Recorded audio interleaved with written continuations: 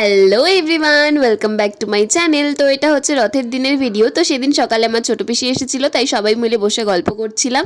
আর দুপুরে আজকে লাঞ্চে করেছিলাম বিরিয়ানি। তো সেটার প্রিপারেশনই আমি আর মা মিলে করছিলাম। আর বিরিয়ানি দম হতে হতে সবাইকে একটু কোল্ড ড্রিঙ্কস ঢেলে দিয়ে দিয়েছিলাম। আর তারপরে বিরিয়ানি কমপ্লিট হয়ে যাওয়ার পর মা সবাইকে এখানে বেড়ে বেড়ে দিয়ে দিচ্ছিল। আর আমরা সবাই একসাথে দুপুরের লাঞ্চটা করে নিয়েছিলাম। আর তারপরে দুপুরের লাঞ্চ করার পরে আমরা উনো খেলতে খেলতে আইসক্রিম খেয়ে নিচ্ছিলাম। আর তারপরেই টাইম হয়ে গেছিল রথ আসার। তো আমরা সবাই মিলে বাইরে বেরিয়ে পড়েছিলাম।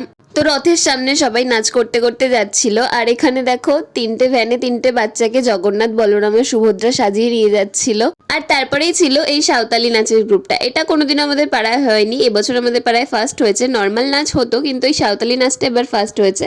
আর তারপরে এই জগন্নাথ দেবকে রাস্তা ঝাড় দিতে দিতে নিয়ে যাচ্ছিল সবাই। তো আমার মা পিসি ওরাও ঝাড় দিচ্ছিল। আর ফাইনালি এখানে চলে এসেছে আমাদের রথ। আর ভিড়টা দেখেছো, এবার প্রচুর ভিড় হয়েছে রথে। আর তারপরে রথ টানার পর বিকেলবেলা আমি, পিসি আর পিসির মেয়ে তিনজনে চলে গেছিলাম আরেক পিসির বাড়িতে। আর সেখান থেকে চলে গেছিলাম আমরা রথের মেলায়। আর রথের মেলায় ভিড় হবে না এটা তো হতেই পারে না। তো রথের মেলায় ভিড়ে ঠেলা খেয়ে, ফুচকা খেয়ে, রথের স্পেশাল জিলিপি পাঁপড় ভাজা নিয়ে আমরা চলে এসেছিলাম বাড়ি। তো আজকের ভিডিওটা এইটুকুই। ভিডিওটা ভালো লাগলে একটা লাইক করে দিও, আর চ্যানেলটাকে একটা সাবস্ক্রাইব করে দিও। দেখা হচ্ছে আবার নতুন কোনো ভিডিওতে, ততক্ষণের জন্য বাই।